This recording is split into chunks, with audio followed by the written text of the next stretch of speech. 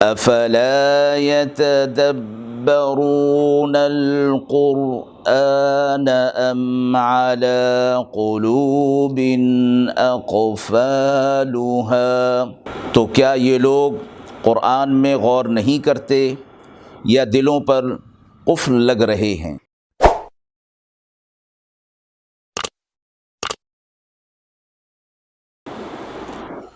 بسم اللہ الرحمن الرحیم۔ السلام علیکم ورحمۃ اللہ وبرکاتہ۔ ناظرین کرام، درس قرآن مجید کے آج کے اس پروگرام میں ہم سورۃ النساء کی آیت نمبر 142 تا 144 تک کی تفسیر اور ترجمہ آپ حضرات کی خدمت میں پیش کر رہے ہیں۔ اعوذ باللہ من الشیطان الرجیم، بسم اللہ الرحمن الرحیم۔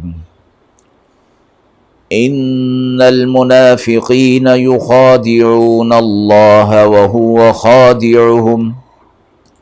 وَإِذَا قَامُوا إِلَى الصَّلَاةِ قَامُوا كُسَالَى يُرَاءُونَ النَّاسَ وَلَا يَذْكُرُونَ اللَّهَ إِلَّا قَلِيلًا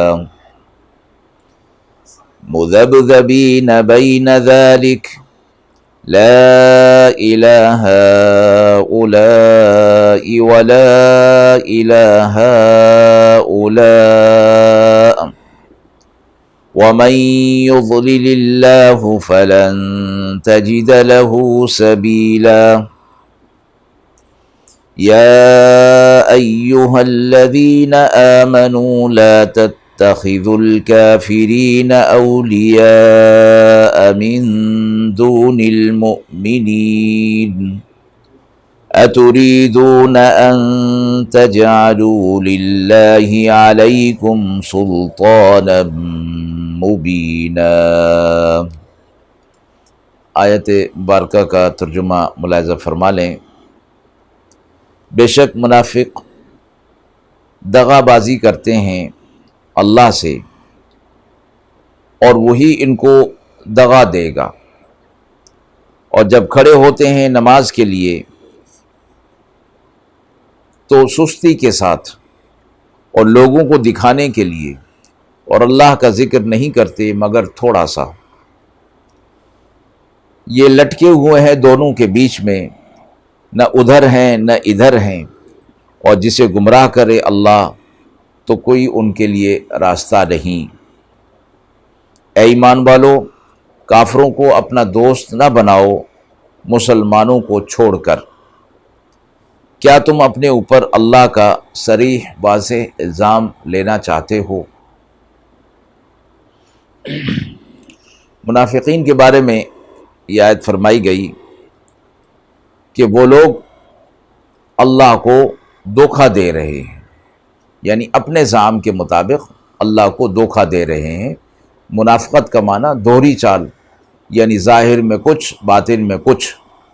تو اپنے لحاظ سے وہ سمجھتے ہیں کہ شاید وہ اللہ کو دھوکہ دے رہے ہیں، حالانکہ وہ اپنے آپ کو دھوکہ دے رہے ہیں۔ ایک اور جگہ پر فرمایا گیا یخادعون اللہ وہو خادعہم، وہ اللہ کو دھوکہ دینا چاہتے ہیں جبکہ وہ اپنے آپ کو دھوکہ دے رہے ہیں، یعنی اللہ ان کو دھوکہ دے رہا ہے، یعنی اللہ انہیں ان کے اپنے دھوکے کے اندر مبتلا کر رہا ہے، اور یہ منافقت کر کے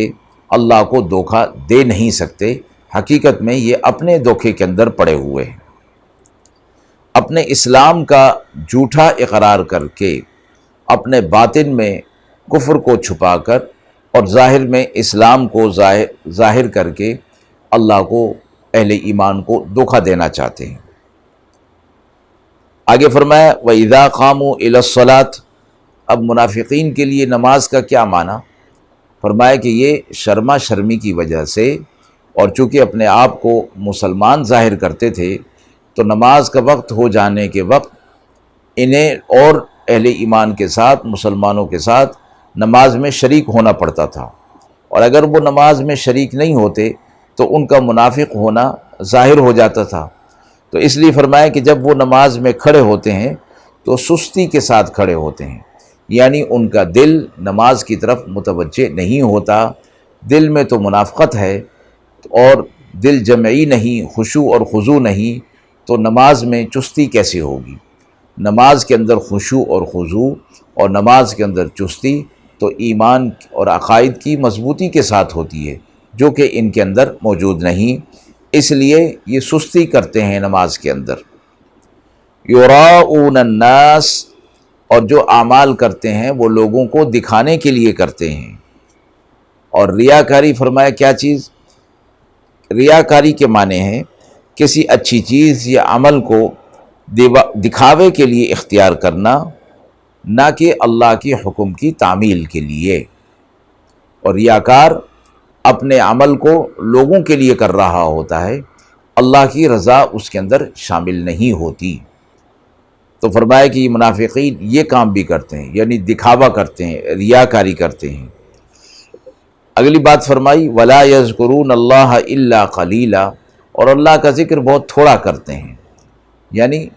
ذکر اللہ تو وہ چاہتے بھی نہیں، لیکن اگر لوگوں کے سامنے انہیں ذکر اللہ کرنا پڑ جائے تو وہ بہت کم اس کا اظہار کرتے ہیں۔ ایسے لوگوں کے بارے میں فرمایا مذبذبین بین ذالک، ایمان اور کفر کے درمیان یہ لٹکے ہوئے ہیں، تذبذب میں ہیں کہ ادھر جائیں یا ادھر جائیں، اور شیطان ان کے برے اعمال کو، منافقین کے برے اعمال کو ان کی نظروں میں مزین کرتا رہتا ہے۔ پھر جب اہل ایمان کے ساتھ اٹھتے بیٹھتے ہیں تو پھر ان کا دل ایمان کی طرف آنے لگتا ہے، پھر نہ یہ ادھر کے رہتے ہیں نہ ادھر کے رہتے ہیں، تو مذبذبین بین ذالک یعنی اپنے اس منافقت کی وجہ سے وہ لٹکے ہی رہتے ہیں، نہ ادھر ہو پاتے ہیں نہ ادھر ہو پاتے ہیں، یعنی نہ پکے کافر بنتے ہیں نہ پکے مسلمان بنتے ہیں، بلکہ درمیان میں لٹکے رہتے ہیں۔ اور چونکہ ان کا ایمان اور عقیدہ مضبوط نہیں ہے، منافقت ان کے دل میں ہے، لہٰذا یہ ہدایت پر نہیں ہیں، تو ایسے لوگوں کو اللہ ہدایت نصیب نہیں فرماتا اور ایسے لوگوں کو ہدایت کا راستہ نہیں ملتا۔ اگلی آیت میں اہل ایمان کو خطاب فرمایا گیا، جو کہ یہ مضمون قرآن مجید کی اور بھی دیگر آیت کے اندر فرمایا گیا کہ اہل ایمان کو چھوڑ کر کفار کو اپنا دوست نہ بنائیں، وہ آپس میں ایک دوسرے کے دوست ہیں، وہ تمہارے دوست نہیں ہو سکتے، اس لیے کہ ان کا عقیدہ مضبوط نہیں، ان کا ایمان مضبوط نہیں، اور وہ مسلمانوں کے ساتھ مخلص نہیں ہیں، اور ہر وقت مسلمانوں کو تکلیف پہنچانے، آزار پہنچانے کے در پہ رہتے ہیں، اور اس لیے تم ان کو اپنا دوست، قلبی دوست نہ بناؤ، اور اگر تم نے انہیں قلبی دوست بنا لیا تو پھر تمہارے دل کے اندر بھی انہی کی جیسی باتیں آئیں گی، اور پھر تم ان کی چیزوں کو پسند کرنے لگو گے، اور آہستہ آہستہ پھر تم بھی انہی کے جیسے ہو جاؤ گے، جیسے پچھلی آیت کے اندر فرمایا گیا انکم اذا مثلہم، اگر ایسے ہوا تو پھر تم بھی انہی کے جیسے ہو جاؤ گے، یعنی ان کی چیزوں کو پسند کرنے لگ گئے، ان کی مجلس میں جانے لگ گئے، ان کے ساتھ دوستی کر لی، قلبی تعلق بنا لیا، تو اب ان کے جو برے اعمال ہیں اور غلط چیزیں ہیں ان کو بھی تم پسند کرو گے، اور کسی رکھ رکھاؤ کی وجہ سے ان کو تم منع بھی نہیں کر سکو گے۔ تو اس لیے پچھلی آیت کا ربط بھی اس آیت کے ساتھ یہی ہے کہ ایسی مجلس میں ایسے لوگوں کے ساتھ بالکل مجلس نہ کی جائے، مجالست نہ کی جائے، اور ان کی صحبت اختیار نہ کی جائے۔ اللہ رب العزت نے واضح طور پر فرما دیا کہ وہ لوگ آپس میں ایک دوسرے کے دوست ہیں، تمہارے وہ دوست نہیں ہو سکتے، تمہارے دوست اہل ایمان ہیں جو اپنے ایمان میں اور عقیدے میں مضبوط ہیں، تم ان کے ساتھ دوستی رکھو، قلبی تعلق ان کے ساتھ رکھو۔ البتہ فرمایا کہ اخلاق کا مظاہرہ، اچھے کردار کا مظاہرہ اور لین دین، معاملات، تجارت، یہ سب چیزیں غیر مسلموں کے ساتھ، منافقوں کے ساتھ، مشرکین کے ساتھ کی جا سکتی ہیں، لیکن فرمایا قلبی میلان ان کے ساتھ نہیں ہونا چاہیے، اور دل میں یہ بات ہونی چاہیے کہ اللہ رب العزت نے ان کے ساتھ قلبی تعلق رکھنے سے منع فرمایا ہے۔ اور آخر میں یہ فرمایا کہ ایسا کر کے اپنے اوپر تم اللہ کی طرف سے الزام صریح ڈالنا چاہتے ہو، اگر تم نے ایسا کر لیا، یعنی کفار کے ساتھ دوستی، قلبی میلان رکھ لیا، تو پھر تم واضح گمراہی کے اندر، اور اللہ کی طرف سے جو الزام صریح ہے وہ تم پر آ جائے گا۔ وآخر دعوانا ان الحمد للہ رب العالمین۔